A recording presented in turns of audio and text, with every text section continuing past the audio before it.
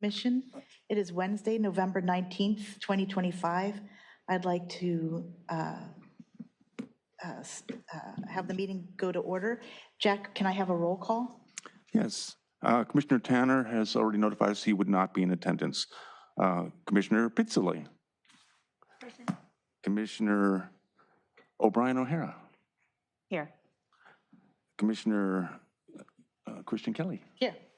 And Commissioner Lawrence. Here. Commissioner Melendez is not yet here.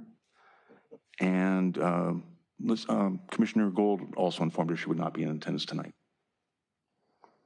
But you have a quorum. Okay, thank you. If we can all stand and salute to the flag.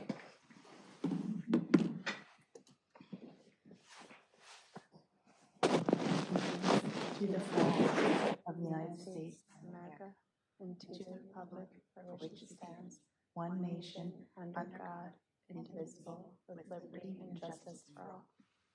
Thank you, everyone.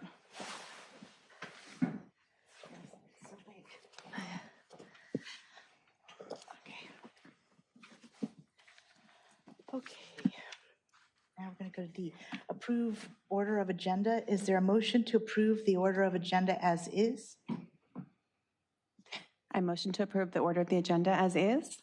A second? A second? A second. Okay, so O'Brien and Lawrence, all in favor? Aye. Aye. Okay, motion carries. Blue folder items, are there? No? I'm going to read it. Blue folder items are additional backup. There are no. There are no blue folder items. Okay, perfect. We can just move on to consent calendar. Consent calendar. Business items except those formally noticed for public hearing or discussion are assigned to the consent calendar.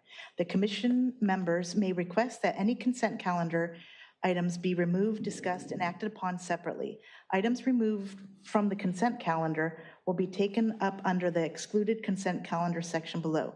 Those items remaining on the consent calendar will be approved in one motion following oral communications. Commissioners, we do have an E comment for one of the consent calendar items. Okay.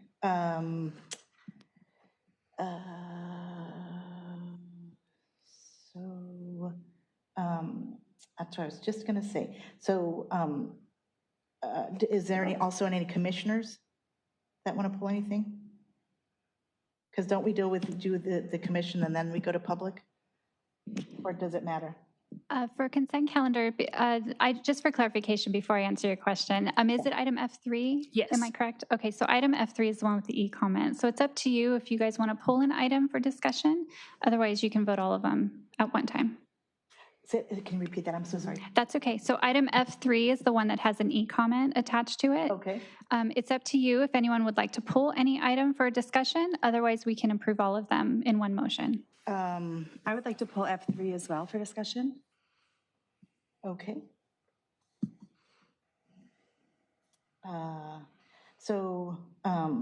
Is there, so then we are going to go ahead and pull F3 and then we should make a motion for that, right? To pull it or? You don't need a motion to pull it. But we can just go ahead and then, because we do that in G. Yes. Correct? Okay. Okay, so shall we just go ahead and go to the excluded consent calendar items and do the F3 then? So that way the No, you would see if there's any public that wants to. Well, yeah, that's what I'm saying, is because we have the public comment. No, first. that'll go. The comment will now go into for discussion under the excluded consent calendar items. Yeah, that's why I said G. But you have to finish up. Yeah, so because don't we have to Approve the remainder. approve the remainder? So is there approval for the remainder, which is F1, F2, and F4? I motion to approve those. Okay, a second? A second. Okay. Tanner and Lawrence, so all in favor? Aye. Okay, motion carries. Okay, now we can go to the excluding consent calendar items, and that's going to be F3, which is John Parsons Public Art Fund report and status of the city council approved and funded projects.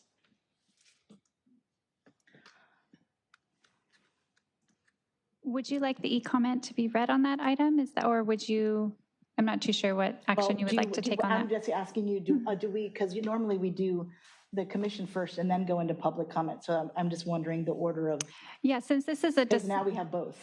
right, this is, since this item's been pulled, it's a matter of whether you have any questions for us, or whether we can read the comment, however you want to handle it, and then we would go to the public to provide comment on that item, on item F3. Okay, well, why don't you should we start off reading the comment? Let's start off with reading the comment and then. Sure. This is from Maricela Guillermo.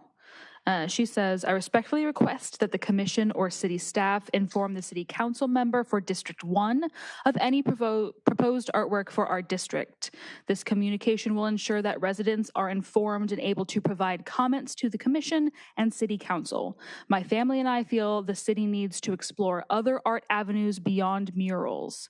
I also request that the commission seek feedback from the active groups who have been working to keep our esplanade clean and as natural as possible. Residents and visitors want joyful, beautiful, and inspiring art, as well as safe streets. Mosaic art, in particular, can be often vibrant, durable, and community-centered beautiful. And plants can serve as magnificent complementary art pieces when thoughtfully paired with mosaic elements. There should also be a strong focus on practical improvements that benefit the community. Clean streets, safer pedestrian experiences, and traffic calming measures, such as artist-designed three-dimensional crosswalks, can beautify the city while improving safety at the same time. I support public art, but I also believe it should be context-sensitive, community-driven, and balanced with practical neighborhood needs. End of comment. Okay, thank you. I just have two things, Jack. We have an adjustable balance of $75,000 available. Is that something that we can talk about having allocated? Is that money that we have available to allocate towards? You could bring that up in your section if you wanted to. Okay. If you have something specific that's Yes. not part of a subcommittee, you would need to agendize the item. Okay, but if it's part of a subcommittee, it's something we could talk about. Yeah. Okay, thank you. And then also, I just wanted to say thank you. I know last meeting we asked you for breakdown of the deposits that we receive and the money that goes out, and I really appreciate that you showed us all the, what's coming in and what's going out. It's nice to actually see where the deposits to our John Parsons It's a Fund work come in from. progress. I'm going Yeah, I to appreciate see if I can it. get more detail into it. Thank you. Can we discuss the e-comment that we just heard too? Yes. Yeah, so I feel like that's something that we could do, we could consider, right? Is instead of just murals in the area, looking into mosaic art, right?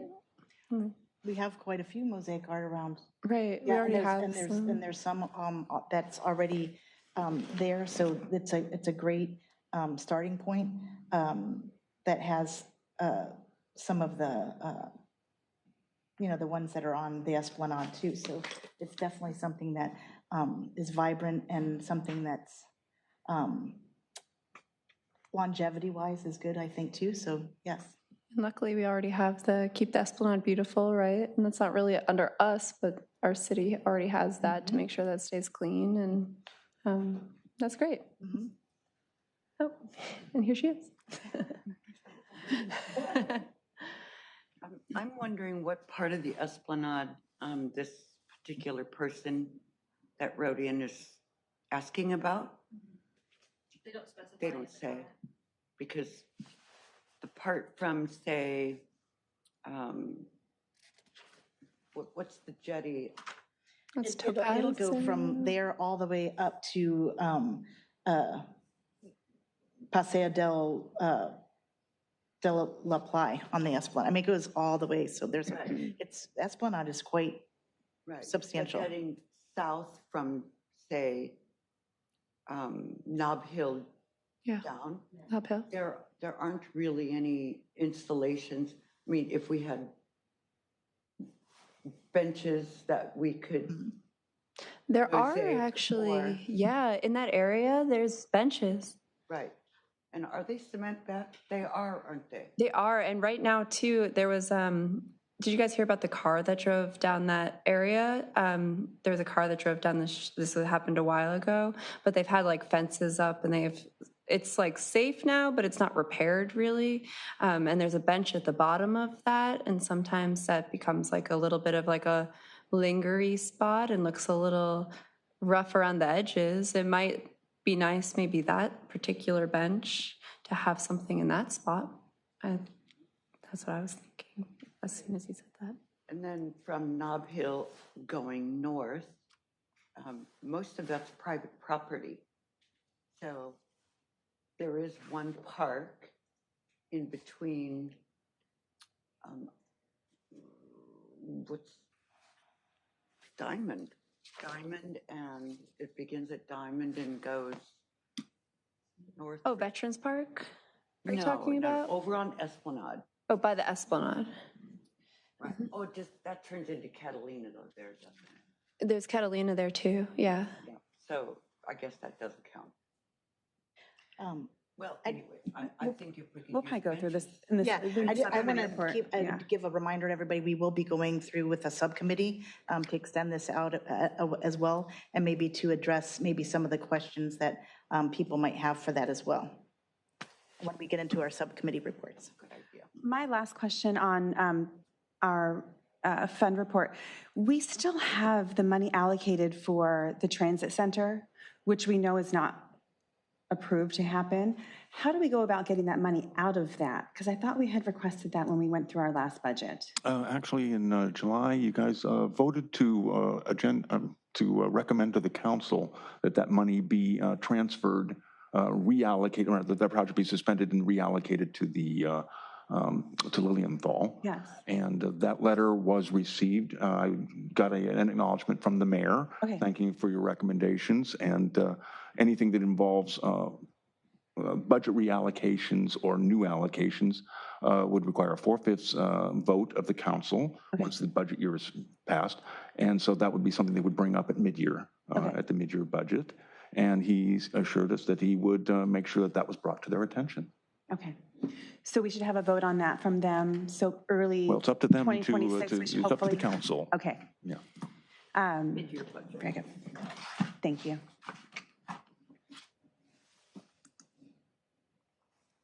That's all I Okay. have. Anybody? Right, one more, please. What's the date for mid-year budget? It typically goes to council, I want to say February, March, but sometimes it can be a little bit later in the year. The dates have not been solidified yet, so we would have to keep an eye on the scheduling.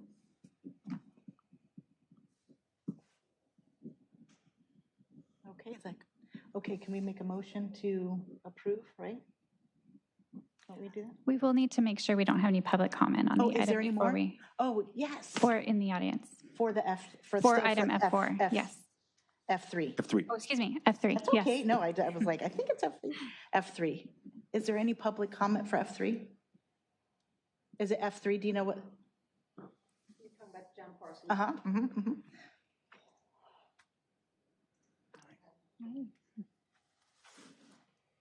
Hi. Joan Irvine, District 1. Chairperson, commissioners, staff, just wanted to say, I walked in, I hate to say in the middle of this, but I love the fact that I walked in when you were talking about keep the Esplanade beautiful. And we're really looking forward to hearing what you're going to be talking about under M. And, but thank you so much, and thank you for your concern about this. We really are looking forward to it. And there is actually some art on the ballards. There's a lot of mosaic art on the ballards on the Esplanade. And then there's some actually on the pavement. I think there's one at the north side and one on the south side. So that we're just looking forward to whatever is going to be coming there. So thank you. Thank you. Anybody else? Okay. Can we make a motion?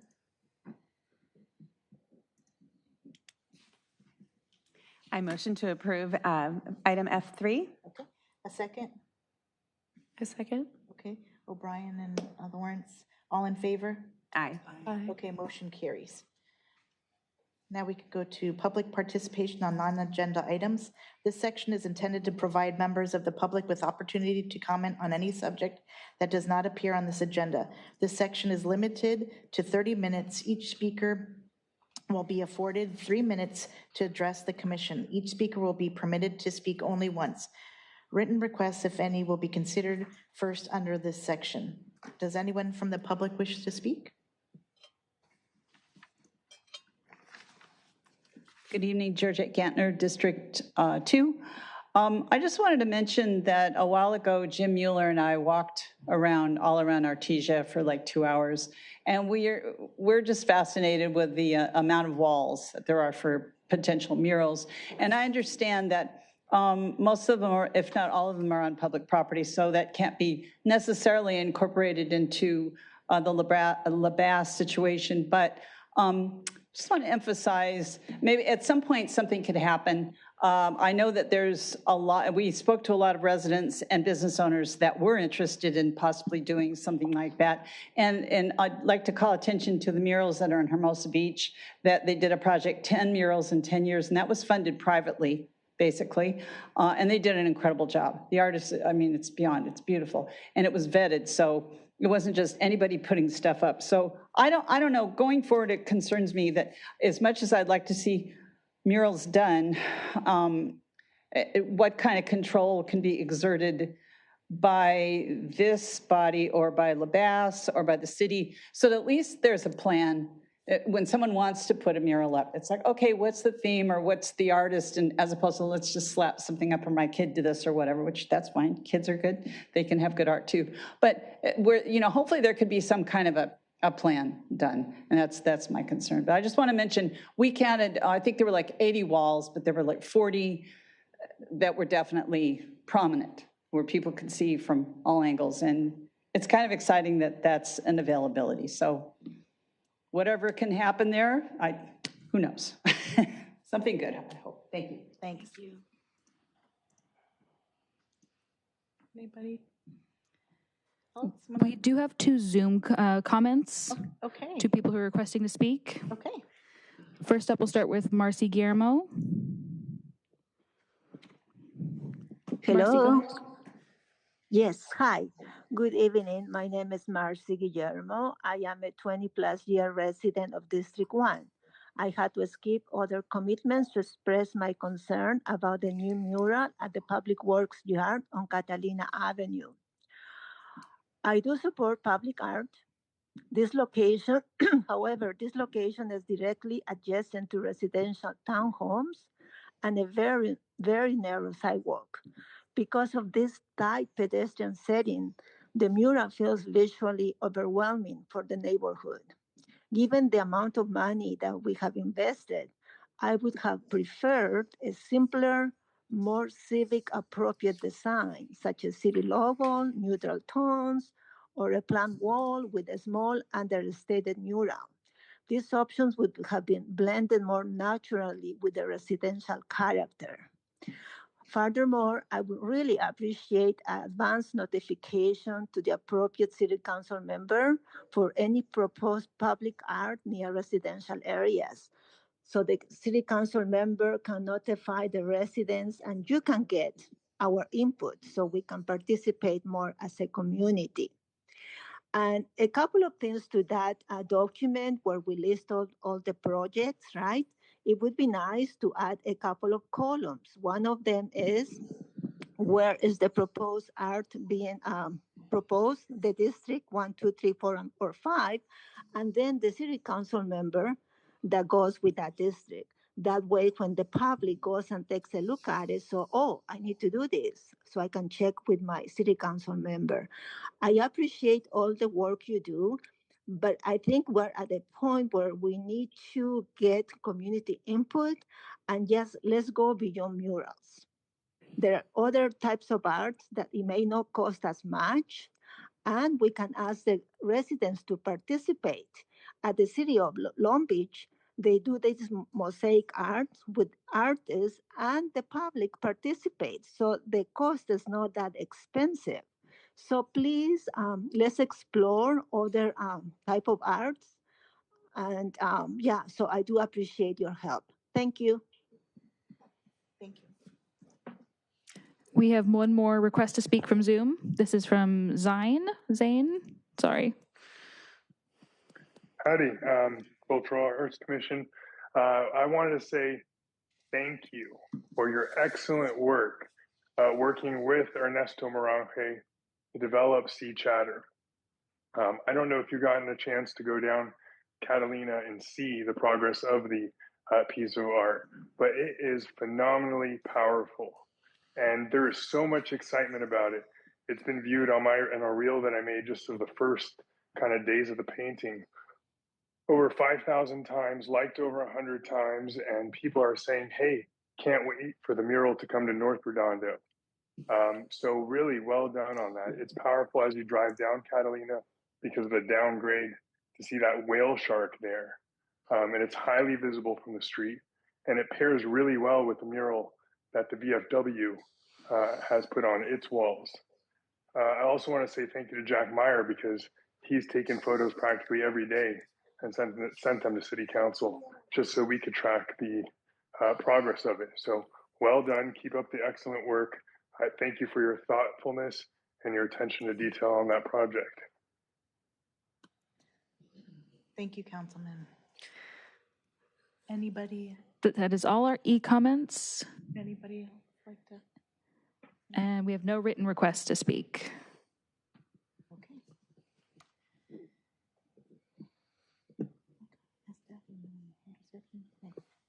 Okay, so now we can go ahead and go to items continued from previous agendas. Items for discussion prior to action. And so we can go ahead and start with Jay, right? Jack? Okay. We're going to do that one. Cultural Arts Commission, election of officers, chairperson and vice chairperson. So how would you like me to go ahead and? I would recommend you open nominations. Okay, so we're going to go ahead and open up nominations for the new chair, and I would like to make a recommendation, if I can, for Michelle O'Brien as chair. Does anybody? Yeah. No? Okay. Should be great. So so. You close nominations Yeah, and close then but all you would in make a favor motion and to make a vote. motion. Okay, so we're closed nominations and we'll make a motion to vote. So we can, all in favor, right? So you need a second. Well, we just did, Oh, I second the Victoria, motion. and then, yes. Oh, I'm sorry. Yes, it's okay. And then Lawrence. So all in favor? Aye. Aye. Okay. Can we use the gavel? Because it's official. Okay, and now we'll do for vice chair. Right?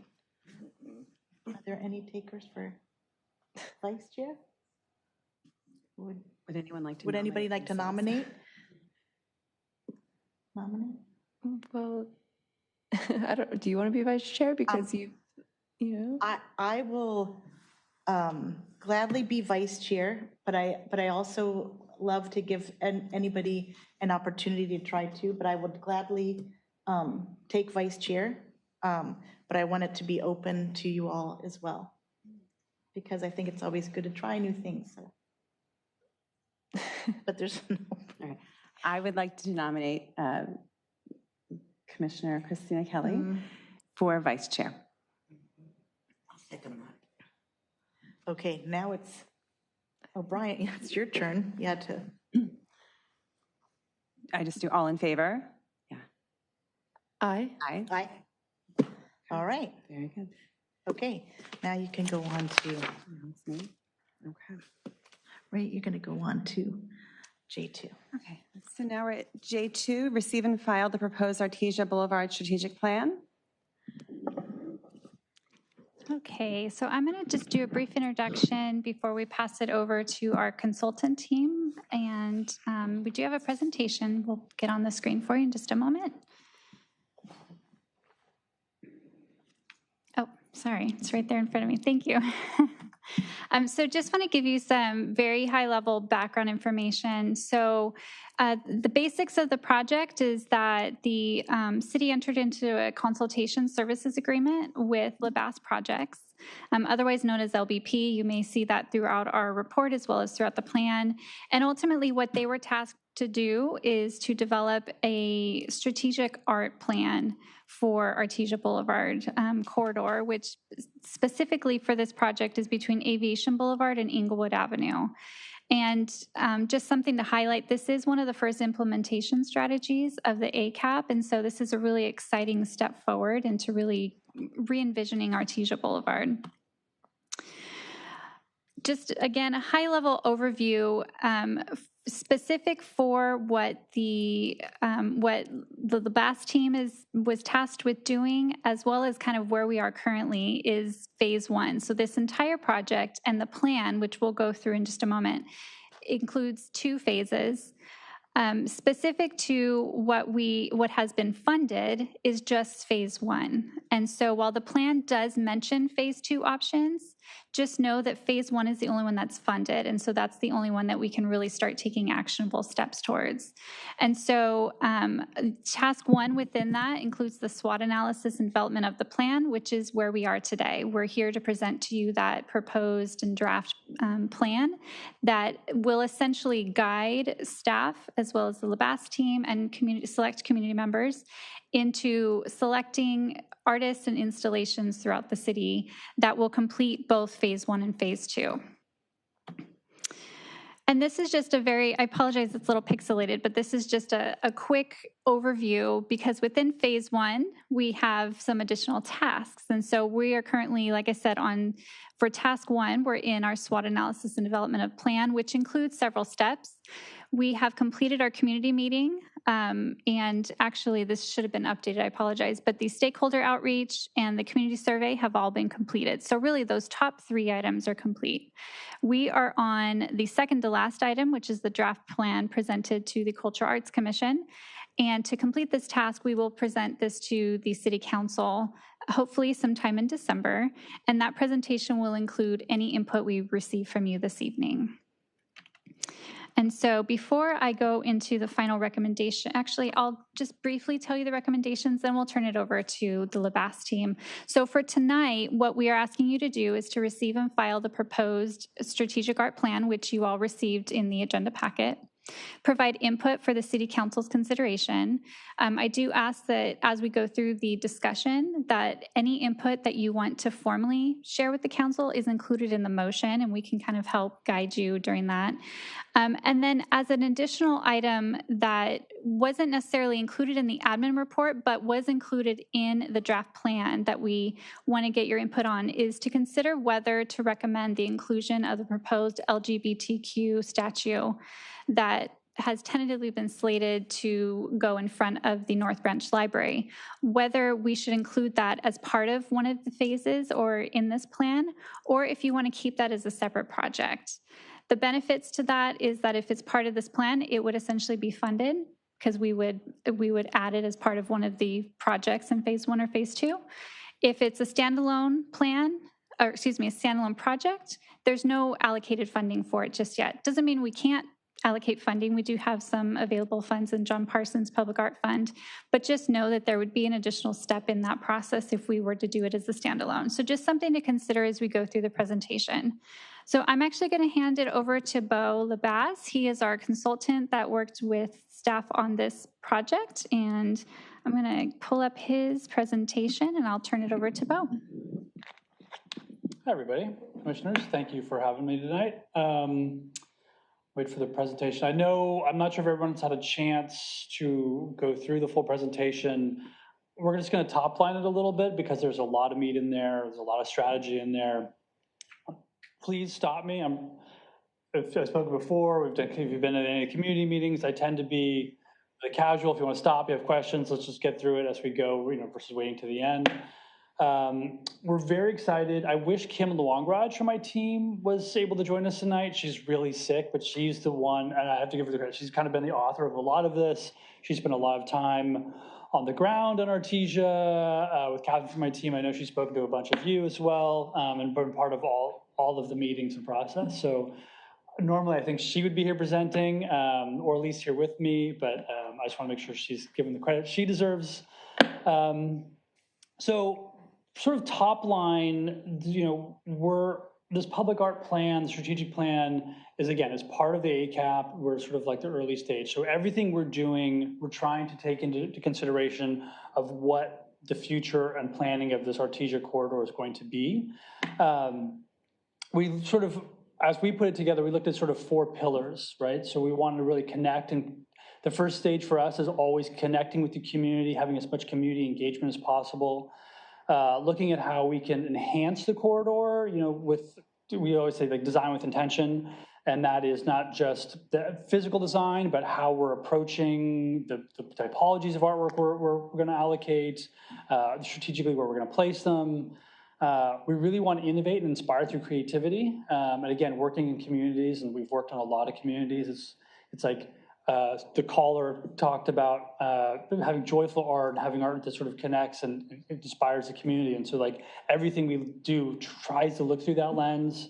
And then of course we want to celebrate. We want to celebrate the sort of identity and culture of Redondo Beach itself, and particularly the sort of North Redondo. I mean, one of the things, we're all based in here in Los Angeles, but we don't live in Redondo. And we kept hearing over and over again how this is a different part of the city. This isn't necessarily the beach. North Redondo and the Artesia corridor is different. So we want to make sure everything we're doing is sort of celebrating that individual identity as well. So again, our sort of goal and overall vision was really to sort of help support this corridor as a vibrant cultural gateway. We want to help support the transformation of this corridor. We want to enhance the everyday experience of the community, both residents and visitors.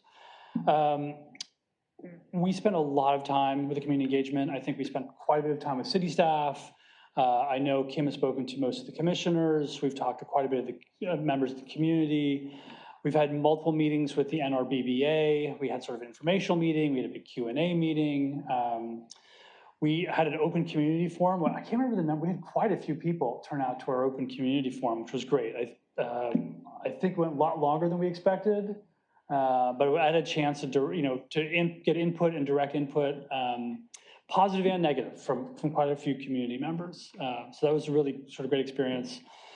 We actually put together an online survey. We had over 170 respondents. And while that doesn't seem like a big number, what I can tell you, compared to we've done similar projects in other communities, that has blown away the response. Because if you think about it, again, it's almost like getting more spam email, right? It's sort of like how many people are going to open this document, take the time to fill out 25 plus questions, right, with really thoughtful answers. So for us to get 170 responses was actually, I think, really, really good. Speaks really highly to how engaged the community is here. So that was sort of like, we spent the last couple of months sort of going through that process, having these conversations, figuring out the sort of key stakeholders who we wanted to make sure we spoke with. I think we can keep going. I'm going to zip through these. You are welcome to spend, we basically outlined every question and sort of like pie charted the results and answers we got.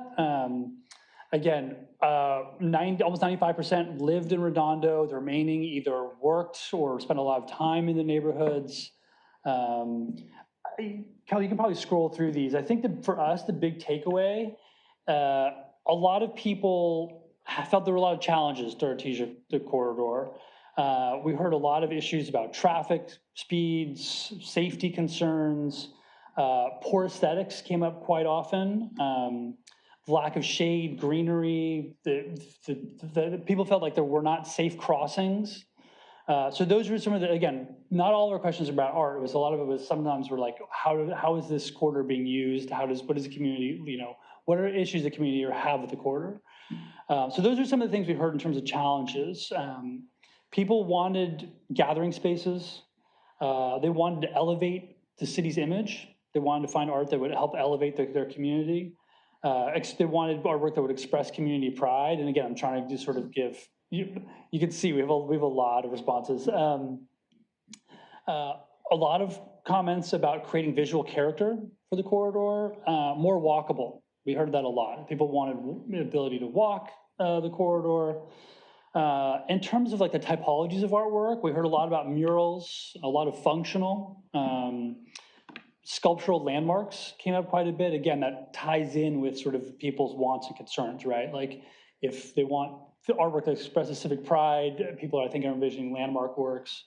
I made a note from the caller, the joyful, clean streets, safer measures, context driven. So that literally echoes everything and all the feedback that we received. And distributing artwork across the corridor, I think came up quite often as well. I don't think people wanted to see everything clustered in one spot or the other. I think people wanted to see it touch all the way across. That's sort of like top line. But again, like we have a lot of responses. So we can actually share, if anybody really wants to dig in, we can share all of the data with anybody. But we try to really top line it in the strategic art plan. And the reason we really like going through that process is that when we get to our strategy and what we think makes the most sense in terms of like allocating not just the locations of the artwork, but allocating the budget and how to sort of maximize its use. I mean, we can say like, hey, we're going to do one big thing, right? But we're trying to maximize that budget, allocate as many locations as possible and touch as many points and touch as many people as possible. Having that information from the community is really key for us to even make those recommendations. Okay, let's see, locations. I think there are 4 key points here, really 3 key sort of location strategies, and then sort of a 4th point that I think is really important for us to point out. We really want to emphasize the city gateways. Actually, you know what, can we go backwards? Can we go to number 4 first, actually? I'm going a little bit out of order. This is something that came up a lot in the community meetings. We've heard it tonight even. People want murals, people want different activations, everyone has these great ideas. We had somebody come to the community meeting and was really big on like pushing up. We need music, we don't need visual art. And I was like, I don't disagree with you, sir, but what we're tasked with and the budget we have is for visual art. The challenge for us along this corridor, and we had to bring it up with the community quite often, is that like, we would love to implement a mural program.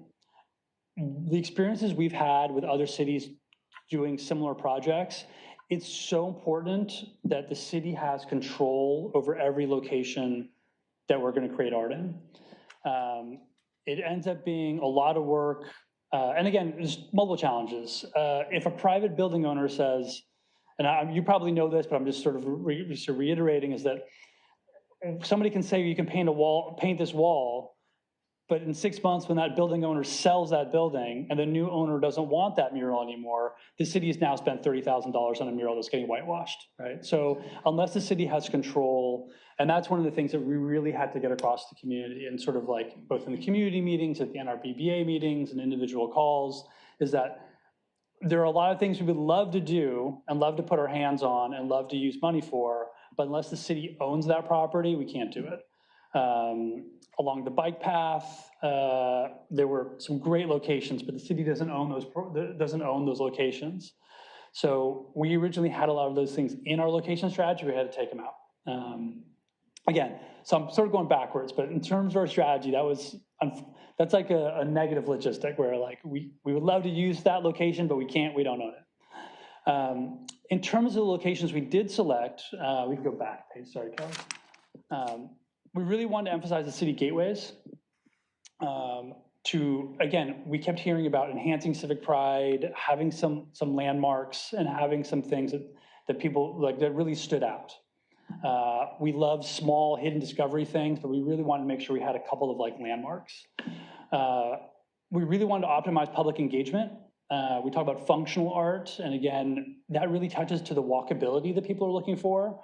There are, and we can show you the map later, there are quite a few benches, bus stops. There are a lot of sort of functional elements, but they are, I don't know what year they were installed, but they're tired.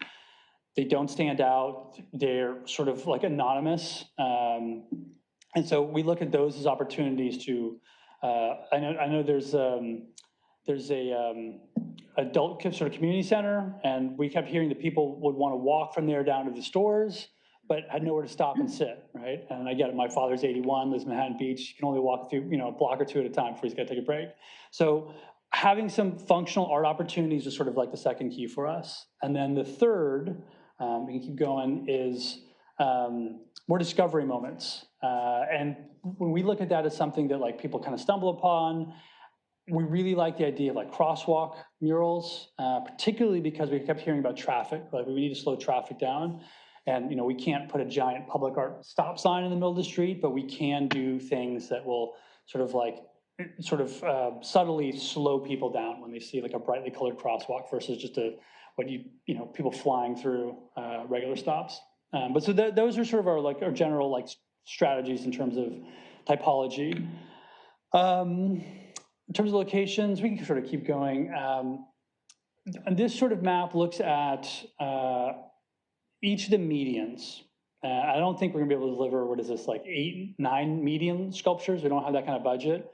But we looked at all of the potential medians, and there's a welcome sign. There's a welcome sign on the west side entry through Artesia.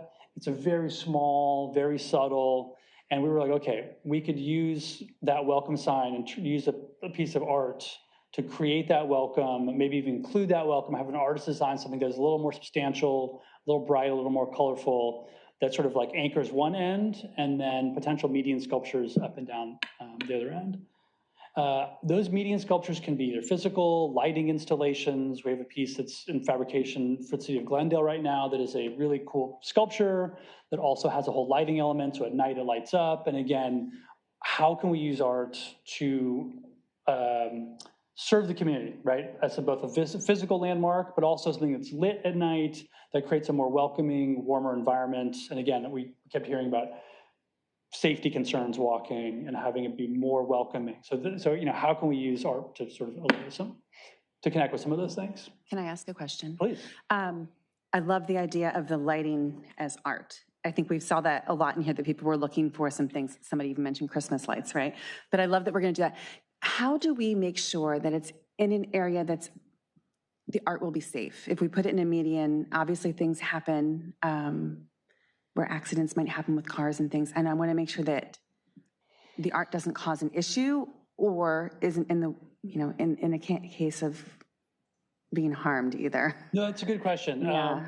When we get into the art selection process, and that's a whole nother deep dive, conservation and maintenance is boring, but we talked about this in the community meeting. It came up quite a bit about damage to the artwork, right? Artwork that's going to survive and last a long time. Those boring logistics are some of the first things we think about. Okay. So ask for vetting artists, ask for vetting concepts, ask for sort of like working with the sort of selection panel to select artwork. Those kinds of things tend to be the top of our sort of like mental checklist that we've just been doing this a long time. So like the boring things like that we think about, particularly because we can't have something that's going to just like, leaning into the right of way. And then in terms of like sculptures, anything that gets installed is going to have an engineering report. Well, that'll have to get approved by the city's engineers. So it's, again, I know this commission doesn't think that, but we've had meetings where people are like, oh, is that going to fall over? Like, no. Everything will be engineered for safety, approved by the city's engineering, by city staff, public works. So there are always multiple checkpoints to make sure that, everybody feels comfortable with what's getting installed. Thank you. It's hard to say without knowing exactly what's coming, but we definitely are always thinking about things like that. Okay, thank you. Let's see. Okay, so this is sort of the welcome sign location. And did I take the picture of the welcome sign out? It's a really, if you're familiar with the welcome sign, you would almost miss it. It's sort of a sad little welcome sign. And again, sort of medians. The second type we're looking at is sort of these functional art opportunities. And again, we heard people talking about mosaics. And I'm not saying all the benches will be mosaics, but there are 15 concrete benches. So they're either 1, 2, or 3 sets. So we've done an inventory of all the benches. There are the opportunities, again, depending on the artists we select and depending on the designs that are proposed to us, they could be painted, they could be tiled. We could sort of use mosaic tile like this. We do have the budget allocation, I think, comfortably to do, I think, 8 in the first phase. But again, sort of like repurposing things that are already there, but just adding enhancements to them. We're doing this actually in Glendale. There are these circular benches that are really old and tired. And we commissioned an artist to actually do a whole tile installation. All of them, they're gonna be bright, they're gonna be vibrant. The Montreux Shopping Center where these are located, are like their NRBBA is like elated because we're taking things that are becoming an eyesore and turning them into sort of like moments where people can actually gather. And that's the intent with sort of like the benches. These are all the sort of the functional. You can see how many are on the map here. There are 11 bus stops, there are 4 bike racks, there are 15 sets of concrete benches. I don't think we can do all of them in phase 1, but it's sort of selecting the key moments. I think I'll show you the initial plan. I think it's 8 concrete benches and then a couple bus stops. So these are the concrete benches, right? They're functional as is right now, but are very sort of like anonymous. So the idea is we could use the existing benches, enhance them with either tile or painting. They're definitely different material possibilities. And again, same thing with these sort of like bus benches. These are like necessities, but how do we use these so that when you're driving by, it's not just an anonymous piece of metal on the side? How do we set these up so that people want to come and use them? Again, using public art dollars to sort of commission artists to enhance these elements. And the same, these sort of sad little bike racks. There are a couple of these, and maybe these are replaced.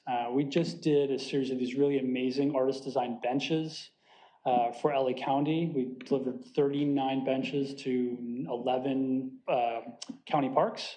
But again, seeing what artists can design. By an artist, can I ask a question? Like, was by a particular artist? Yes, we commissioned an artist duo to actually design and fabricate 39 benches. They're actually really cool. They're these sculptural, I think there's a picture in the deck. They look like the LA, like they're the cursive LA, and there's 2 sets, so it's like they stand next to each other. They're actually really functional. The moment we were installing these in the first park, there were still guys, contractors, like drilling these things in the ground, and kids were already trying to jump on them and climb on them. But again, functional, but really fun, really memorable. And again, we're not gonna necessarily get an LA bench, but commissioning artists to do something similar, both either for the benches or these bike racks, where we create something that's actually a little more, engaging for the community than this tiny little bike rack. Then the discovery art. Examples of like crosswalks. We were looking at actually the light posts, where we've had artists do sort of like mounted like sculptures to the smaller pieces of the light posts. The electric boxes wraps we were sort of looking at. But where I think we landed in terms of our recommendation, I think we can keep going, is some crosswalks. And again, that strategy goes back to what we kept hearing from the community, which is like, we need to slow traffic down. Like, we're not comfortable walking across the street because cars are going by so fast. And these aren't the 100% answer, but when you have colorful crosswalks, it's definitely something that should, and it's been studied and seen in other communities that it does slow traffic down. And again, a couple of the crosswalk locations, we really like the sort of the Greenbelt bike path. I think that would be our like sort of #1 location. Again, super fast traffic there. And it's sort of the most amount of, like the highest amount of foot traffic. So it enhances an area that people are already actively using. Again, sort of crosswalk map. And so this is how the budget we would sort of break down in this first phase. We would look at 2 sort of landmark median installations. One most likely on sort of the east end of Artesia, one somewhere in the middle, and then the welcome sign almost acting as if the west landmark. So you end up with gateways on either end of the community and something in the middle. 5 concrete benches and 2 crosswalks. And that's sort of the phase 1 budget. And we felt like as an overall strategy, we're getting some landmarks that the community can feel sort of a lot of civic pride about. Again, creating gateways into this corridor, so it's not just a freeway for people. Several concrete benches. I think we were looking at a couple of particular locations, but again, that can be determined with city staff and sort of the selection panel, and then 2 major crosswalks, so that, again, we're responding directly what the community is asking for. The city owns all of these locations, so we know we can actually activate all of these. We would keep about a 10% contingency to cover any additional overages, but that would sort of wrap up the nearly $500,000 we have for this first phase. And so this is what your map would sort of look like. Welcome sign, 2 medians, sort of 2 sort of significant crosswalks, and then a series of benches.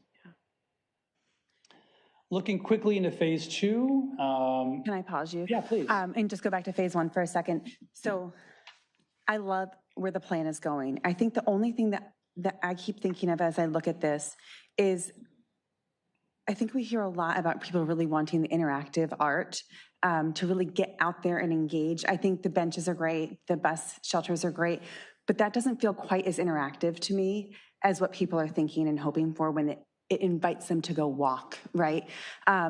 Is there a chance that we can look at adding more of that interactive art? The crosswalks, I think, are going to be fantastic. I think that's going to get people looking and talking and wanting to go see it. You had a few pictures in there with the interactive art where it just even, that one looked like a pole and it had some things on it. Even things like that maybe aren't grand pieces of art, but smaller at some of those major intersections that we talked about that we want people to get out and walk around. Yeah, so more like discovery moments like that. Can we look at something like that and adding that in there? I think one of the reasons we sort of maybe pulled that out originally, because we had those images in there because that's something we were thinking about. I think we had in the plan, I think we talked about the light posts. I think the reason we maybe pulled that out, because maybe we were looking at trying to allocate more to sort of like grander things. But that's a good point. Maybe we pull out one of the medians and allocate that towards some sort of more discovery experiential pieces. And maybe we can do some things like that where they're attached to the light posts, if that's something that the commission is more interested in seeing. I know this is a long-term plan, and I feel like in phase 1, I want to make sure we get as enough interactive as possible. That way when we go to phase 2, it just really elaborates on what we've already started. But I just imagine in phase 1 that we get those families and those people who live, as that one person said, within 3 blocks of Artesia, but we get them out and excited to see things and walk around. Some of these big things might not be noticed right away, as you're just driving down. But if you talk about, hey, did you see that really cool thing on the corner of Ringe and Artesia? You have to go check it out. People will get there. We've done a lot of small little things where people kids can play with and touch and see. And maybe they are sort of like light post activated, because one of the other challenges is there aren't a lot of ground plane. We really wanted to put something in that bike path, but we don't have the ability to. How far in can we go in the bike path? Not at all just the sidewalk? Is that how that one goes? I guess, Jack, that's a question for you, because that's not actually the city's. It belongs to... It's just up to the curb, so just the street. Okay. But maybe there's something there with like the bench and all of that could be like a draw, because if there's a bike path there and also there's a street there, that's a junction of like 2 different types of people that are traveling through there. And, maybe you take your family along the bike path and you can stop there. And then we want to pull them into the community from the bike path into let's go get something to eat. Let's go shopping a little bit. Let's do that in this area, right? So that could be a good planting point for the rest of everything else to become more elaborate. Yeah, I mean, if you look at the bike path, what we do have there is we have a median there and concrete benches there and a crosswalk. So that is definitely like a focal point for us. But we can, I think we're really happy to explore the idea of maybe pulling something out. If we pulled out the median, which is a large number, we could probably activate more benches and then have a series of smaller discovery installations all the way through. So if that's something the commission wants to see, we're happy to modify. It just is, it is difficult because it has to be in a safe area where there's room and not in a small space. So we all have to look at that too, because it is going to be small spaces and along with the traffic. If we can go, Kelly, if we go back to the discovery moments page. this one. Mhm. The bottom left image is, basically little sculptural pieces off the light posts. The one above that is sort of like viewfinders. Yes. And the artist that actually did those viewfinders did these really cool sort of cutouts that attach to posts too, that it's a sort of perspective where it looks, when you stand back, it sort of makes the shape of whatever building or is behind it.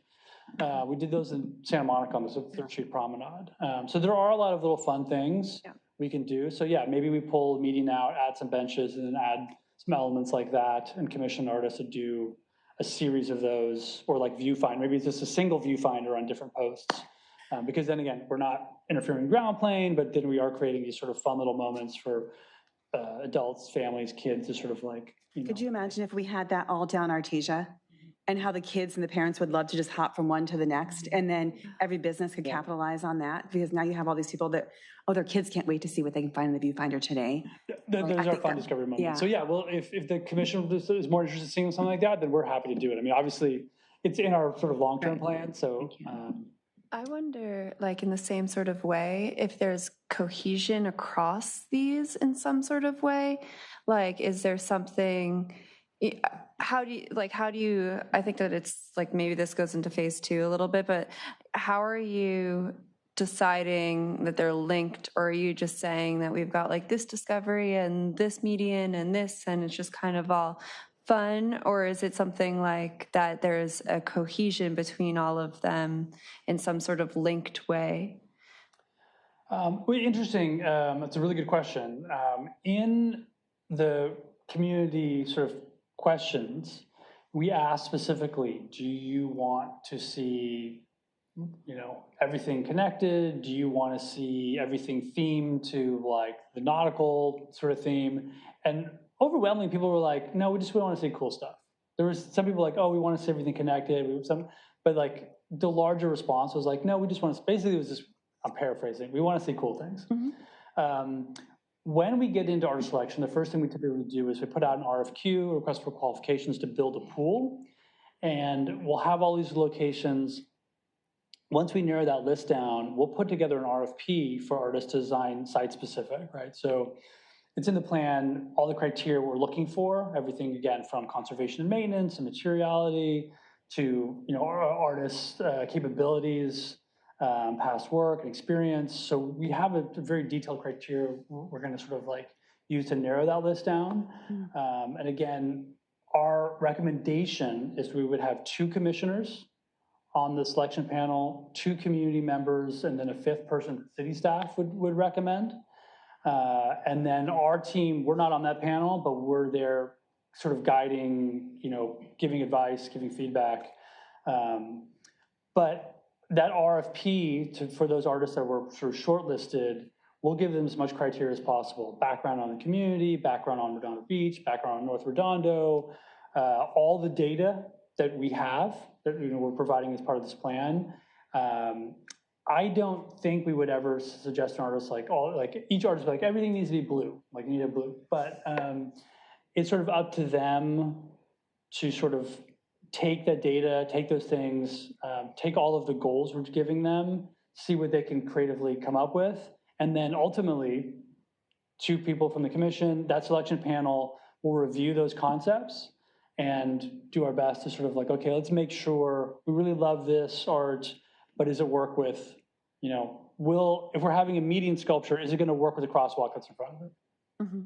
So, Okay, yeah. I don't know if that's answering your question, but No, it does, yeah, because it also matters kind of what the artists bring to the table, right? Is the other part of it too. Yeah. It's like we can talk conceptually as much as we want, but whatever the artist brings, like that's what we're going to be working with. So yeah, exactly. So, and we will have multiple concepts for each location that we have the ability to say, okay, we really like this one. This one's great, but that maybe doesn't fit here. So there will be multiple artists, actually. That's kind of part of my question a little bit. Like, absolutely. Is it like in the cohesion of it? Typically, when we put out an RFQ, we'll have several hundred responses for each location. We will help narrow that down. But yeah, we put out a call, multiple. I think we're looking at local artists, national artists. We're going to open the call up. we don't rely just on the RFQ. We will also make calls and emails to artists that we think should be applying, because we want to make sure we're getting a large volume of quality artists applying. So we seed the RFQ with people that we think should be applying to these based on their work or their past experiences with them, but we'll also be opening it up as wide as possible. So yeah, so we should have several hundred artists. So whoever's on this panel, just know that there's a lot of legwork involved, a lot to review. And then, yes, we'll ideally for each location, we'll have 3 or 4 that we shortlist and get concepts from. Okay, great. Sorry, mouthful. That's great. I hope I didn't answer. No, it's good. Yeah, this is good information just as we hear about how this works. Thank you. So that was sort of the locations, methodology. It was our team that actually brought up, if you want to pull up the North Redondo Beach Library sculpture and the electrical boxes. We actually, we kept hearing about this potential project. And from our perspective, if we're already working on the whole plan, we would recommend to include this. Funding is obviously one issue, but also for the way we look at it is, and Commissioner Lawrence, to your point of it, making sure everything's connected, we're not going to be working on any of the art locations across our project in silos, right? Because whatever happens with the median, the crosswalk's right there too. So we have to have, we'll have that consideration of like making sure those work together. And I think for us, it's the same thing with the LGBTQ North Redondo Beach Library, is that like, for us, we feel like we should roll that into the purview so that whatever's happening here is also being part of the consideration with everything else. And then even like the electrical boxes, our thoughts like, okay, if we're doing discovery moments and crosswalks, the last thing we would want, and it's funny, my team knows this, like the electrical boxes are like the bane of my existence, because we've seen some really good ones. And I used to live, my old house, there was one on my corner that was like one of the worst things I've ever seen. And I was just like, I mean, maybe I'm a little jaded, but I was like, I literally came so close to the middle of the night going and just painting this thing over, because I had to see it every day and I just hated it. So from our perspective, it's like, as many of these things are going to be connected to this corridor, like to us, like let us be part of the process, sort of selecting the artists. We're already building an artist pool for everything else. So like to us, include these things so that they can have the same consideration as everything else. So that. Can I just interact real quick? Please. I just want to mention too, a reminder from our last meeting, there was a suggestion for monies in addition to go for that sculpture with a subcommittee that we did specifically for that. So it's not like, it's something that'll be separate. It should be engaged along with you with that. But I also don't want to take away from the monies that are necessary, even from the estimates with things along with it. So I think it's, I want, the public to know about that, and that it's not separated. It's something that still has to be in the hands of the mayor and the council to have those funds, hopefully monies, designated for that, and it's only in addition to. So that is actually something that could be beneficial along with you doing it versus, you taking that on as well. It's, we're looking at dollar signs that totally diminish, as you know, with so many things that come along with the sculpture, the all of the other things that, that are going to go on as far as artwork. So it's only something I want to definitely address, that it's something that we're going to have to wait to hear from, hopefully from our mayor and council with a letter that got addressed with that, correct? If the council agendizes it and brings up the issue and chooses to fund it, yes. Yes, okay.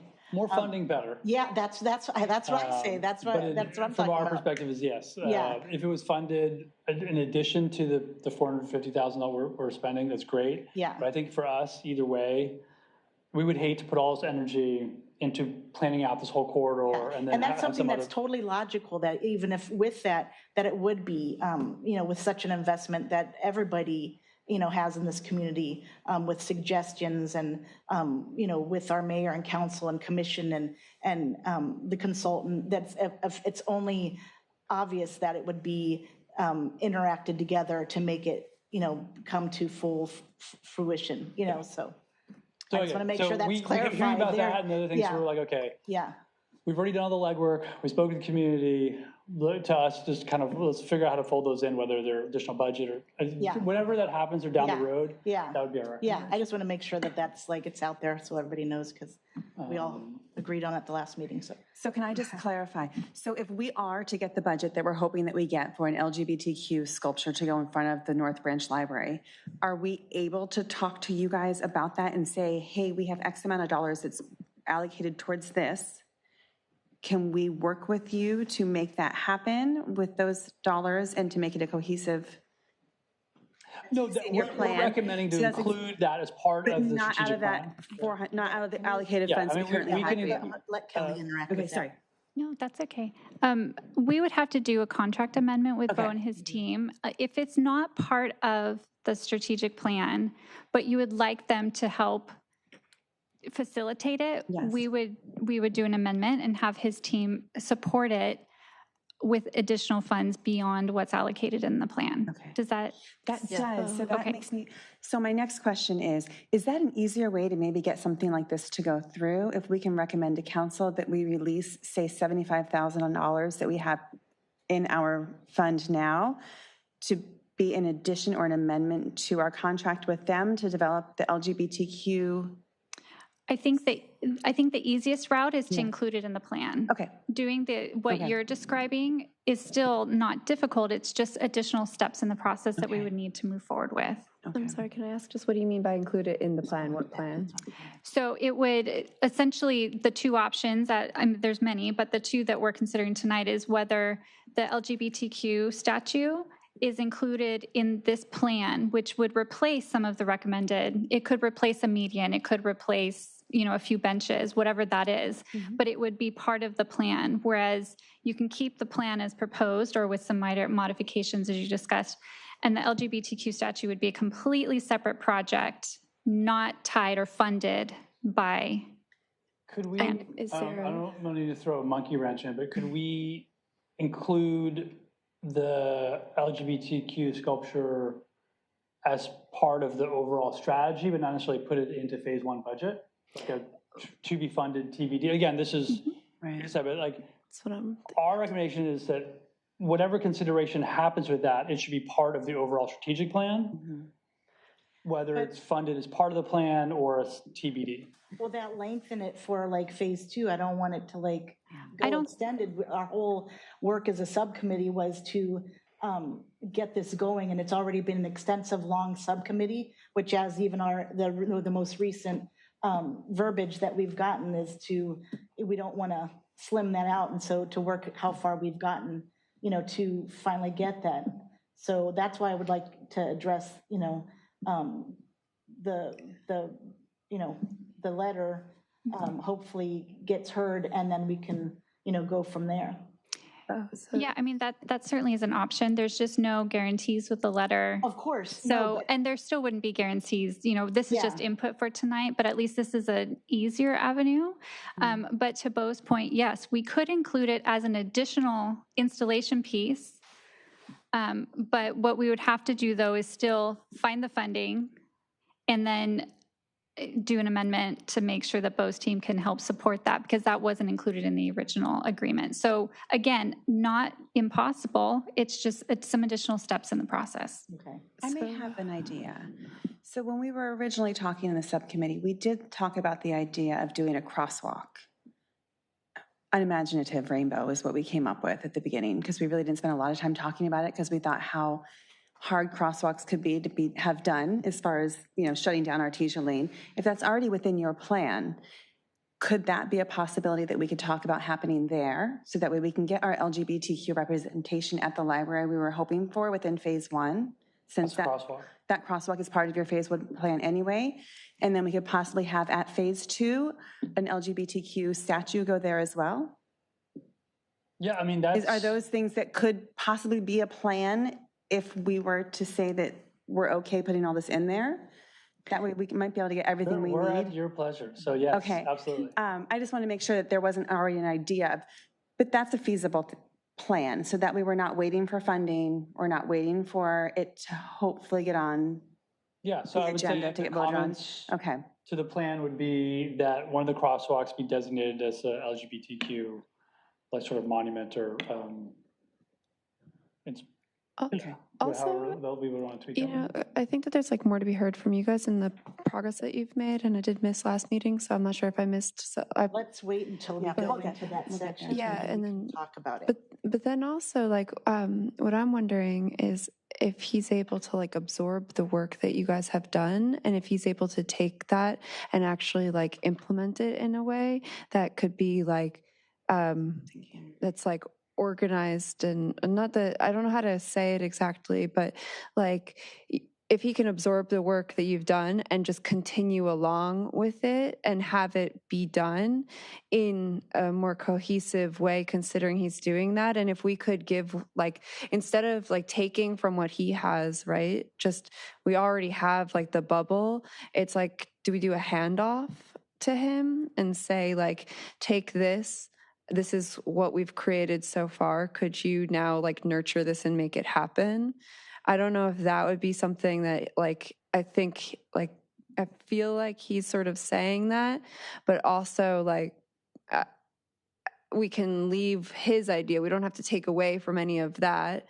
We don't have to take away from anything that has been done so far, right? Because, and yet the end result will still be that piece.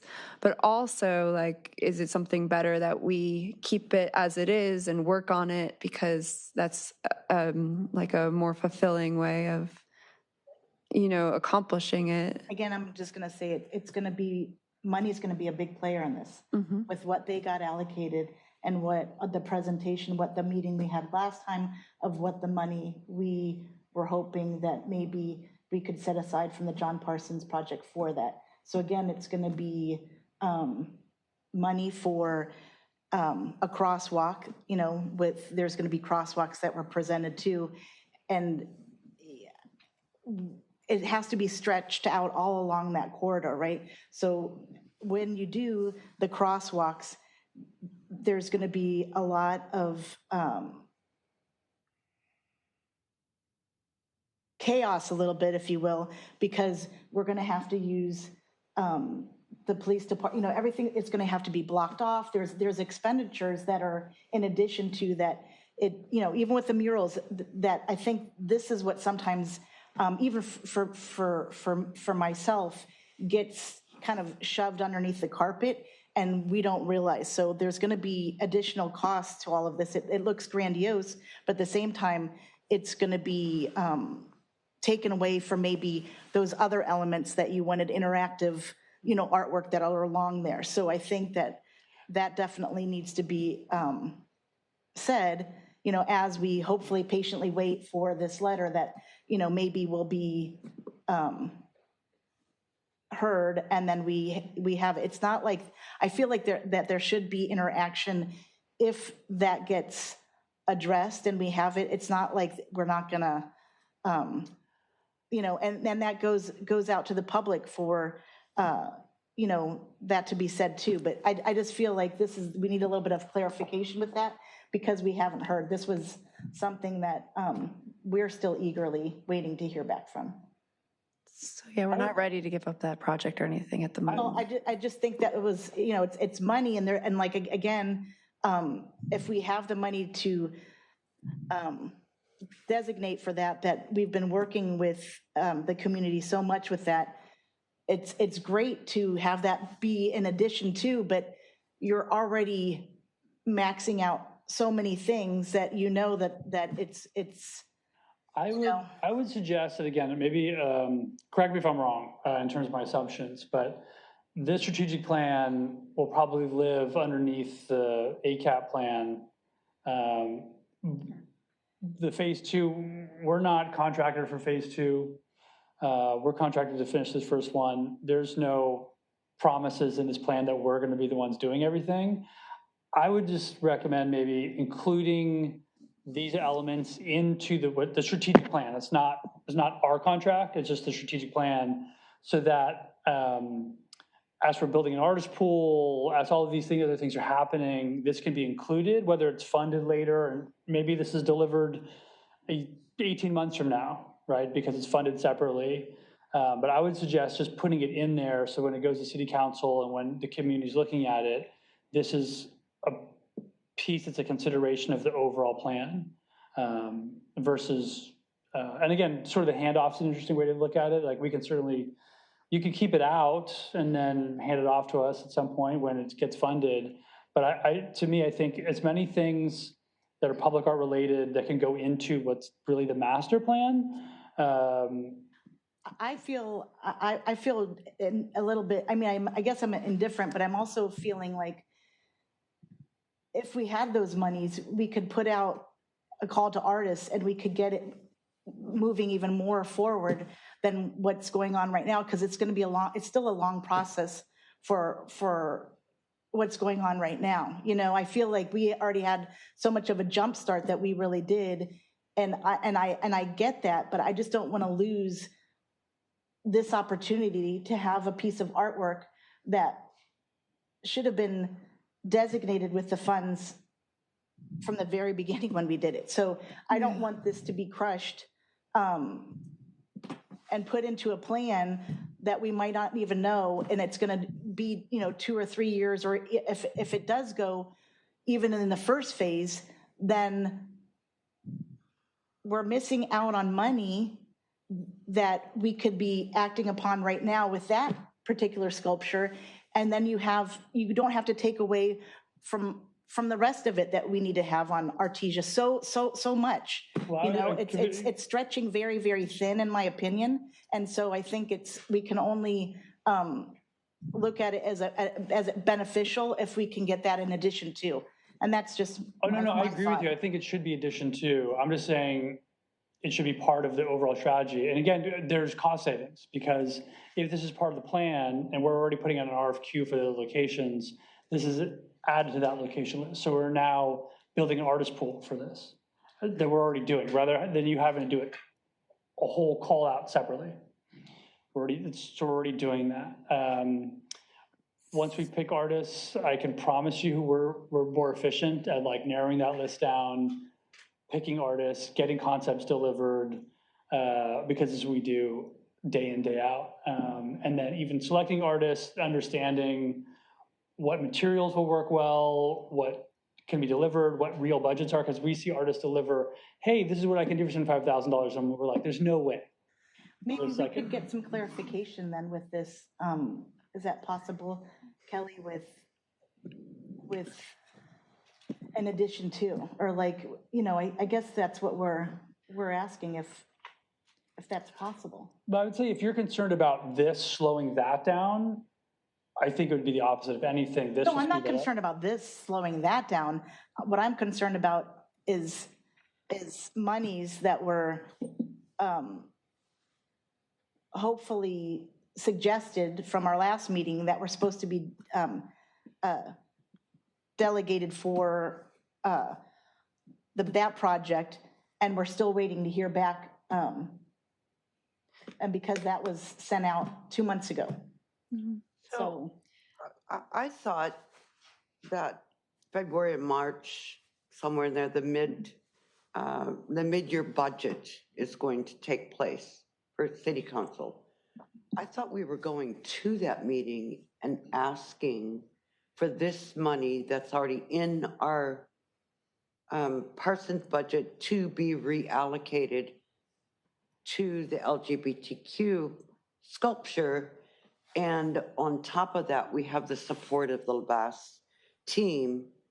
So would that help facilitate council Well, your request already went in. It was designated that the chair would write a letter with those contents and transmit that request. And so they've received the request already. If they bring it up on an agenda, of course, you can always go down there and support it. So it's not going to change anything if we go to the mid-year budget meeting? It doesn't, there's no need for us to go to the mid-year budget meeting? If it's on the agenda, it's absolutely helpful to have your support for it, yes. And how do we find out when it gets on the agenda? When they make the agenda and publish it. So, I'm sorry, Jack, I didn't mean to cut you off. Please go ahead. The way that I see this is another opportunity to get this project in front of the council's eyes. Yes. And to provide the input. The input that you provide tonight could be, please include this as part of the strategic plan with the allocation of the necessary funds in addition to what's already been allocated. Perfect. Unless you would like it to, it doesn't have to be a this or that for tonight. If you prefer this to be a standalone project, that can be your input. Basically, my question is I just want the extra money then to go to that specific project because it needs more money. You can't just, you know what I mean? Like, it's not that part, I want the money, I would like the money to go, if it's available, for Sure. the You could project. amend your earlier request that the $25,000 allocated to that, that you asked to be allocated for the sculpture. Well, that was be the thing. Added to Can we do that? the already Artesia would plan be, for that yes. purpose. Yeah, Okay. yeah, I would like to amend that. So I just want to Because make then that makes sense, and then we can get the ball rolling, and then that would be, very helpful, and I just want to make sure that I'm following. Okay. So I Yeah. apologize. I'm kind No. of getting into this conversation a little in the middle. So the John Parsons Public Art Fund has about $75,000 in its balance currently. And the letter that you submitted requested $25,000 of that to be Yes. used to fund this project. yes. Okay, so then your input could very well be, still allocate that funding to this project. You're not changing your recommendation. You're just saying, please allocate the funding, but include it as part of the master plan so that it's part Okay. of phase 1 or phase 2 or however you want to draft that. Phase 1. So you're not really changing anything. The only caveat to that would be if you would like Bo and his team to help facilitate that installation, we would need to work on amending the contract. But again, that's all doable. So that Okay, would be the that only sounds good. shift on your recommendation if that's the direction you would like to take the input tonight. Yes. Yes. We would like to do that. We would love to do that. Okay. So, And now to get on to the utility boxes that you mentioned in here also. Do we know how many utility boxes we have available to wrap on Artesia? I wish Kim was here because she counted them all. Yeah. We did not put it in the plan. but, Okay. we do have a count to the office. And Jack, I don't know if you have your crystal ball out today. How many utility boxes do we anticipate being able to wrap in the next 2 to 3 years? We've been doing Right. between 5 and 10 a year. 5 and 10 on a year. average, but it doesn't have to be an Artesia. We could possibly say that maybe 1 or 2 might come up in the next 2 years for Artesia. And if we did, is that something that we could just say, if we happen to pick that location, that we could come and ask them their opinion on those, if that would be cohesive? How would that go I about? would say as we build that RFQ and artist pool, Yeah, we have electric boxes. So we use this platform called Submittable where we can have all the opportunities, all the details, artists can literally check what they're applying to. And then we can filter and so say, okay, all the artists apply to electric boxes, say 75, right? We can narrow that list down to 25 that we feel are actually qualified or capable or whatever that number is.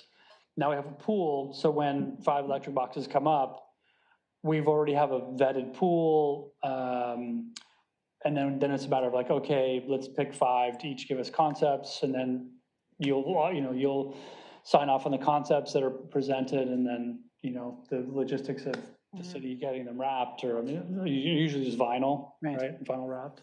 The only caveat on that is we're going to need to compare their list against our list of available boxes based on what we're allowed to wrap. Things that belong to Edison, we cannot wrap. Things that belong to the Well, I county, think we in the cannot plan, wrap. it can just be like, we build a pool for it, and then Right. ask the city pitch the 5 to wrap, we just Also, pick up from the existing pool.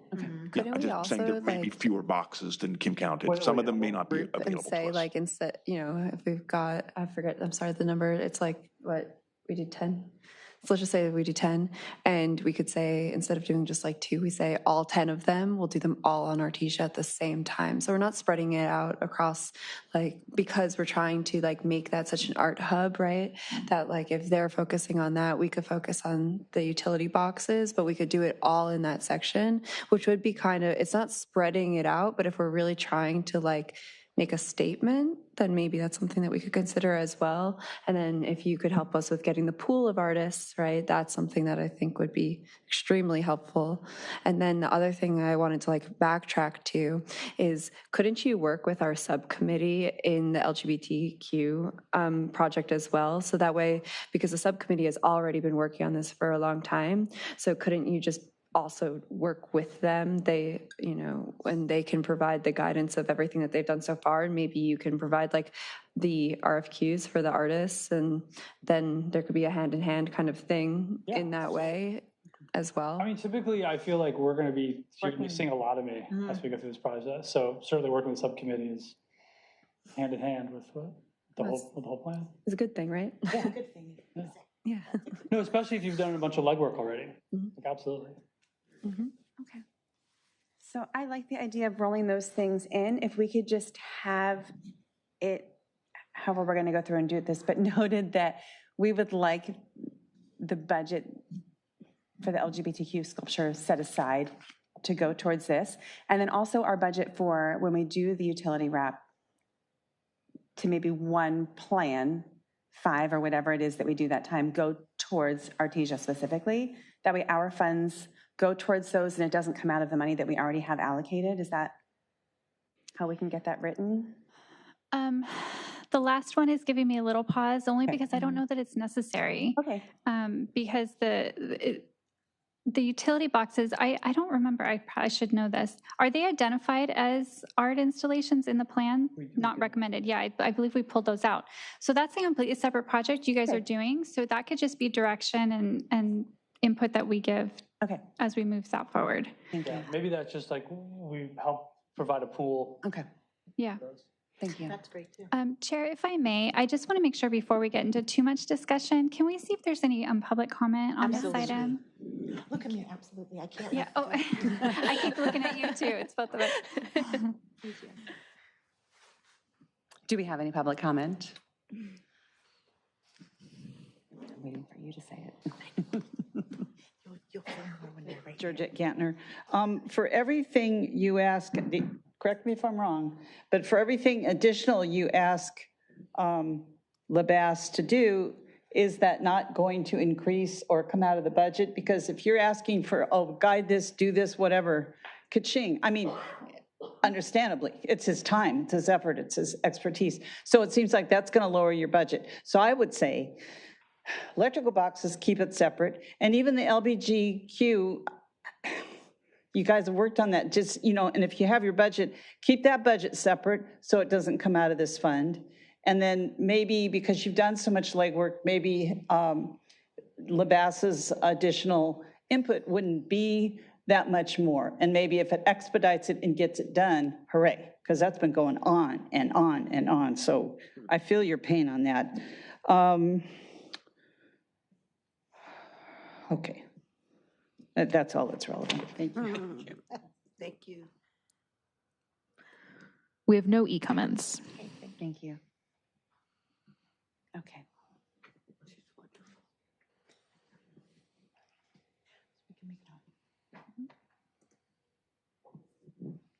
Are we? Should we go forward? Are you done with your presentation? Yes. Okay. Yes. Does have any other questions? Okay. Is that it?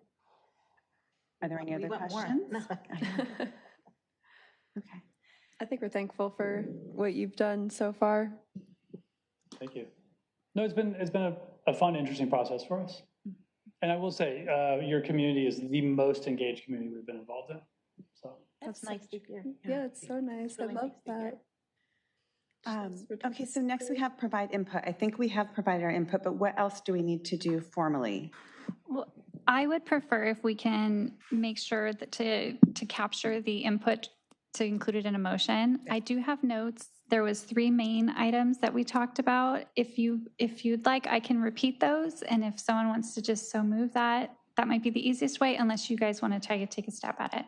That sounds great. Okay, Please do. okay, so, and again, please correct me if I'm wrong. The input would be to include or consider the inclusion of more discovery or interactive pieces, such as the viewfinder concept throughout, and this would be through phase 1. Incorporate the LGBTQ sculpture as part of the plan with the additional allocation of $25,000 so that it doesn't pull from the existing budget, and have LBP help facilitate that. And then, and actually those would be the only 2, because the utility boxes we are not going to include. It's not necessary. So that's really the 2 pieces of input. So unless I missed anything, if you want, that can be your motion. Okay. Should we go ahead and make a motion? I make a motion to file the, do I have to say it or can I say the 2 points? The 2 points. I second. Motion, all in favor? Aye. Aye. Aye. Motion passes. Okay. Okay, great, thank you, everybody. Thank you so We'll- much. We will add those inputs, revise the draft, and Yeah, we'll connect after. Yeah. Thank you very much. thanks, everybody. Appreciate it. Thank you. Do we need to make a motion to receive and file?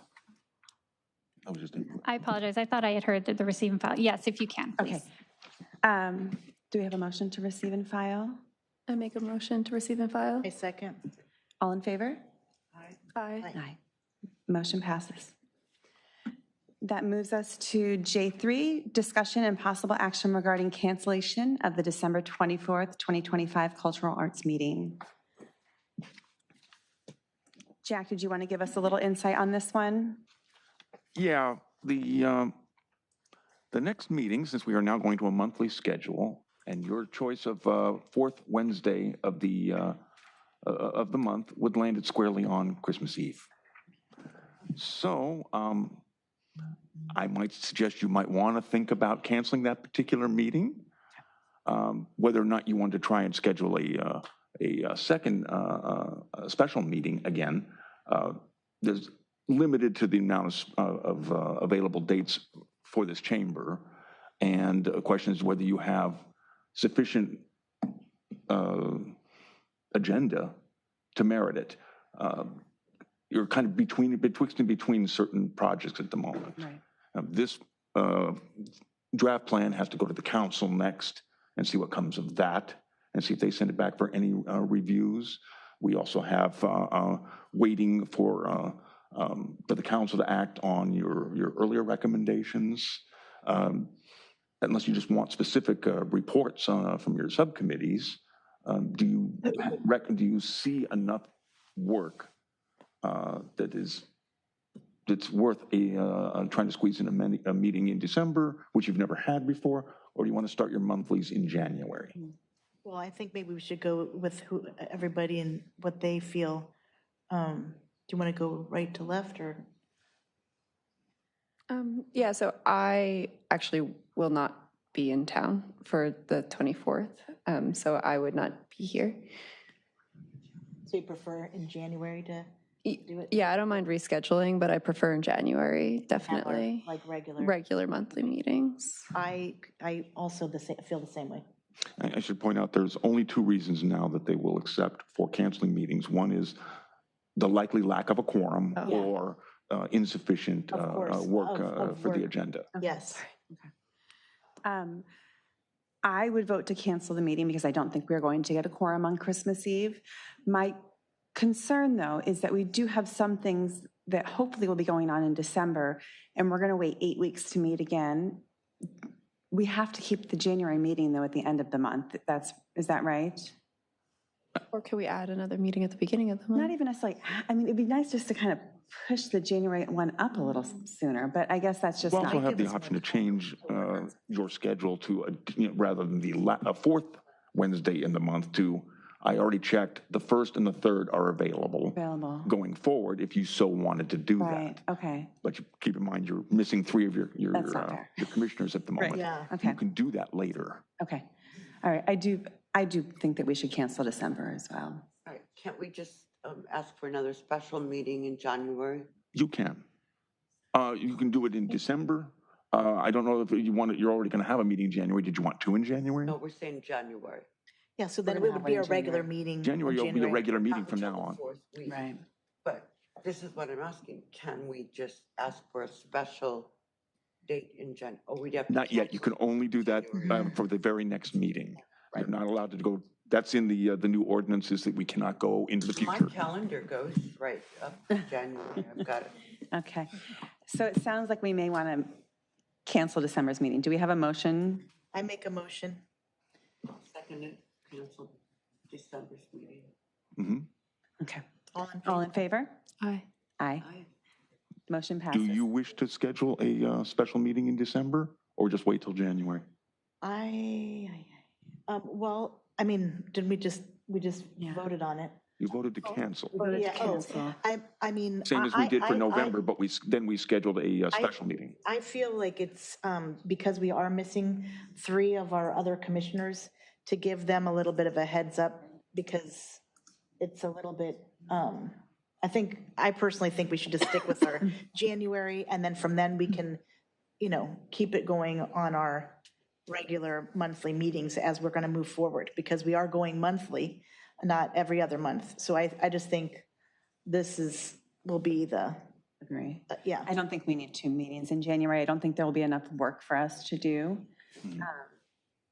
It's just unfortunate that it's Yeah. at the end of the month, but that's just the way that it is. And I think we'll have a lot of good things to talk about then, so. Okay. Does anyone else want to Yeah. talk about creating a special meeting in January, or are we all okay I with think I it? agree with you, especially because everyone else isn't here. Yeah.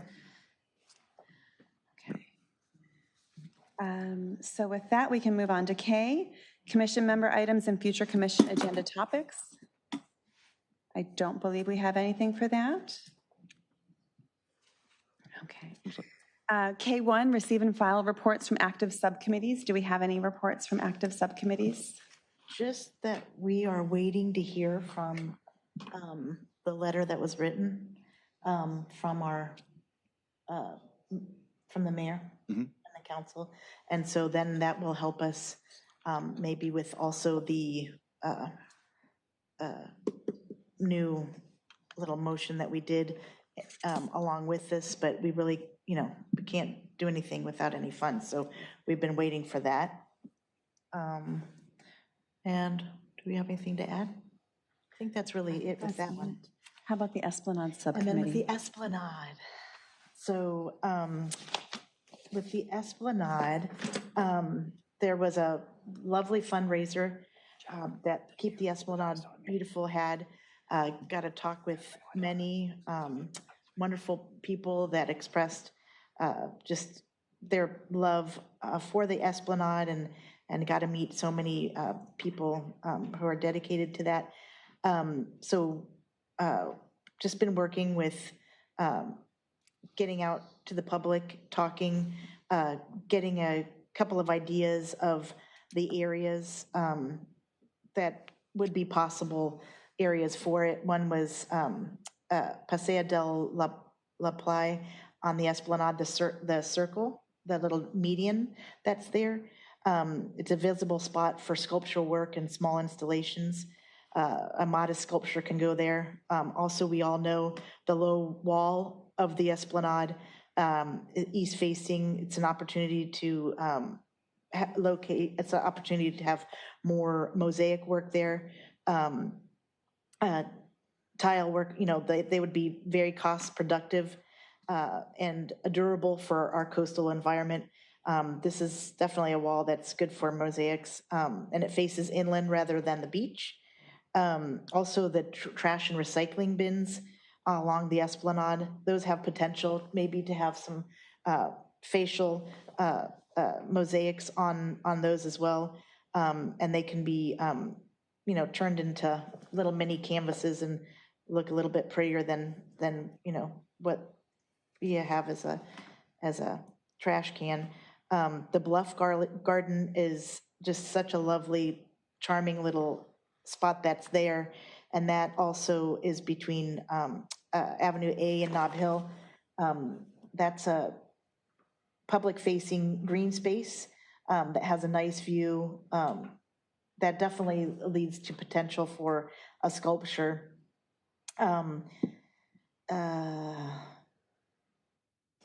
There's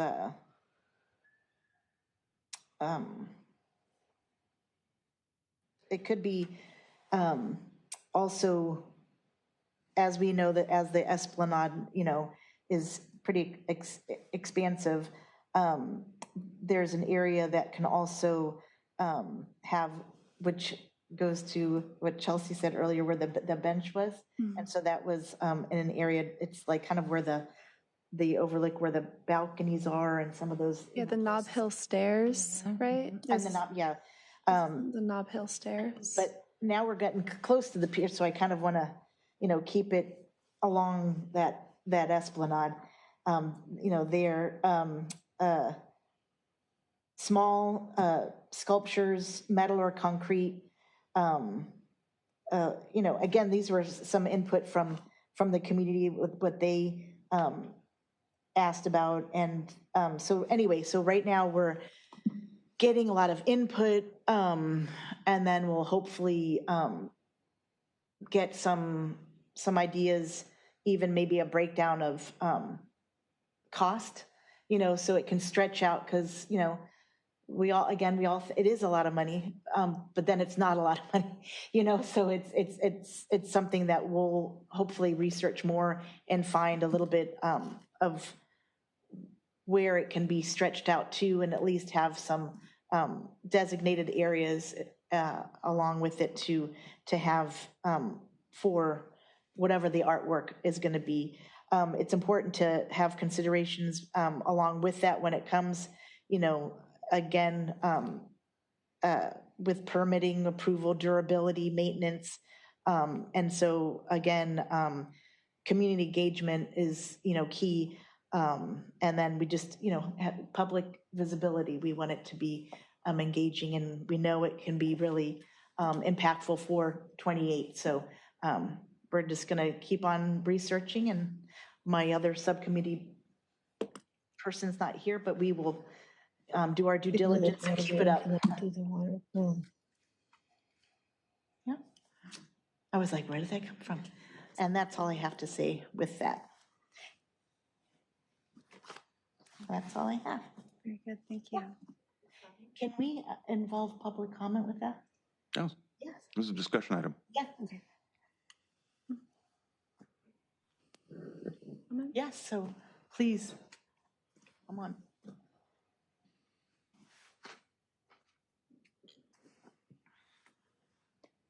Joan Irvine, District 1, keep the Esplanade beautiful. Thank you. First of all, thank you so much, and also appreciated you coming to our annual fundraiser.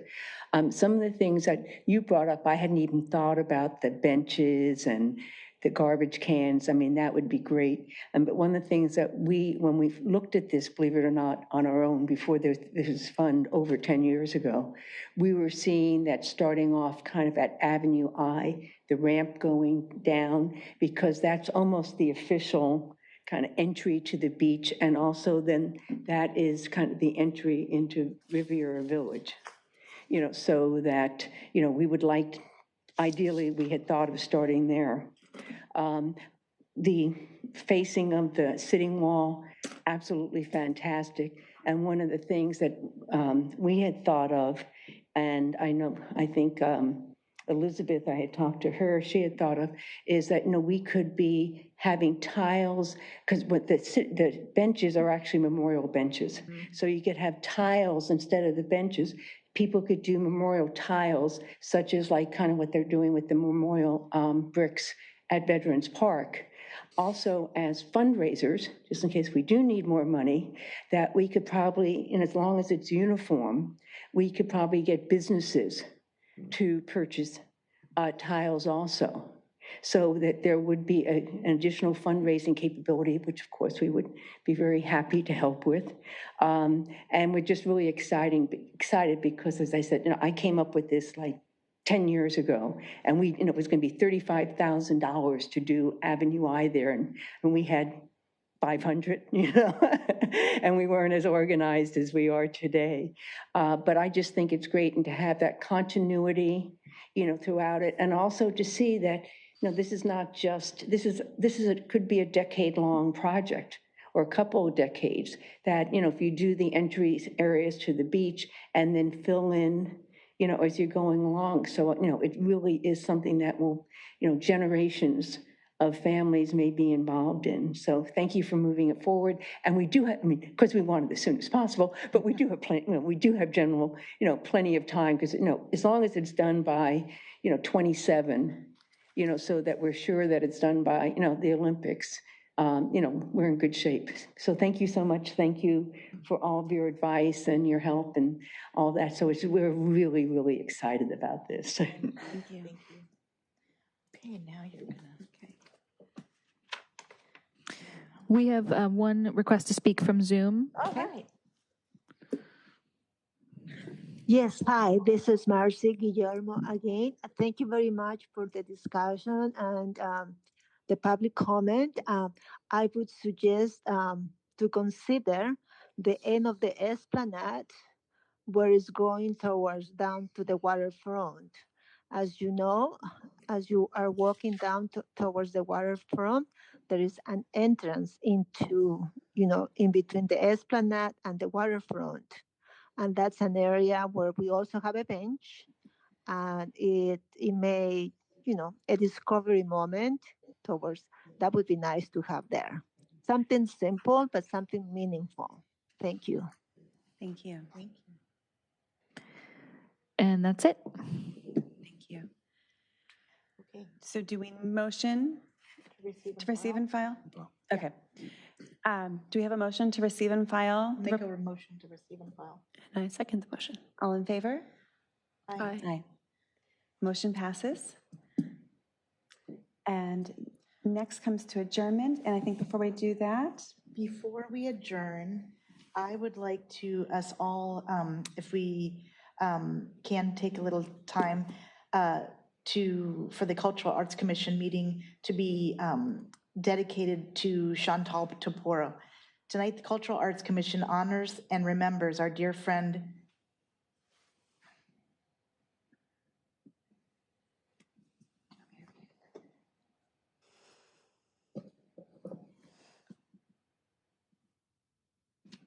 Chantal Toporo, former Public Art Commissioner, Planning Commissioner, artist, engineer, and dedicated community member. Chantal brought a rare blend of creativity, intelligence, and generosity to Redondo Beach. As both an artist and accomplished engineer, she understood how ideas take shape from concept to creation, and she used that insight to strengthen public art, city planning, and community projects throughout our city. Through her work with the Redondo Beach Art Group, Friends of Redondo Beach Arts, and countless local initiatives, Chantal shared her talents freely. She was an avid gardener and passionate supporter of the arts, and person who lifted every space she entered. Chantal was an extraordinary volunteer, a brilliant thinker, and above all, an amazing human being. Her kindness, her creativity, and her service will continue to inspire us. In appreciation and remembrance, we dedicate this meeting of the Cultural Arts Commission to Chantal Toporo, a true friend of the arts and a lasting gift to Redondo Beach. thank you. Now we can adjourn. Okay. With that, is there a motion to adjourn? I make a motion to adjourn. There's a piece at the bottom you read. Okay. So the next meeting of the Redondo Beach Cultural Arts Commission was scheduled to be held on December 24th, 2025, has been canceled. Our next meeting will be January 28th, January 28th, 2026. 2026. All in favor of adjourning tonight's meeting? Aye. Aye.